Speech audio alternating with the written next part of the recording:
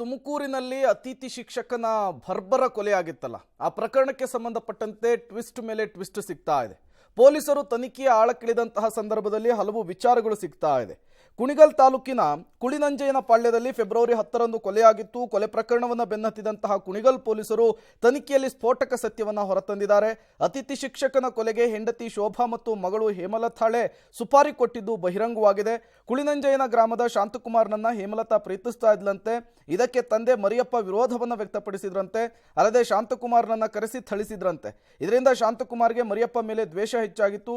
ಬಳಿಕ ಸ್ನೇಹಿತರ ಜೊತೆಗೂಡಿ ಮರಿಯಪ್ಪ ಕೊಲೆಗೆ ಸಂಚನ್ನು ರೂಪಿಸಿದ್ದ. ಇದಕ್ಕೆ ಮರಿಯಪ್ಪ ಮಗಳು ಹೇಮಲತಾ ಹಾಗೂ ತಾಯಿ ಶೋಭಾ ಸಹ ಕೈಜೋಡಿಸಿದ್ರು ಅನ್ನೋದು ಗೊತ್ತಾಗಿದೆ. ಮಗಳ ಪ್ರಿಯಕರನ ಸ್ನೇಹಿತ ಬೆಂಗಳೂರಿನಲ್ಲಿದ್ದ ಸಂತು ಹೇಮಂತನಿಗೆ ಕೊಲೆ ಸುಪಾರಿಯನ್ನು ಕೊಡಲಾಗಿತ್ತು. ಇದೀಗ ಶಾಂತಕುಮಾರ್, ಸಂತು, ಹೇಮಂತ್, ಶೋಭಾ, ಹೇಮಲತಾ ಹಾಗೂ 3 ಬಾಲಕರು ಸೇರಿ ಒಟ್ಟು 8 ಜನರನ್ನ ವಶಕ್ಕೆ ಪಡೆದುಕೊಳ್ಳಲಾಗಿದೆ. ಪೊಲೀಸರು ತನಿಖೆಯನ್ನು ಮುಂದುವರೆಸಿದ್ದಾರೆ.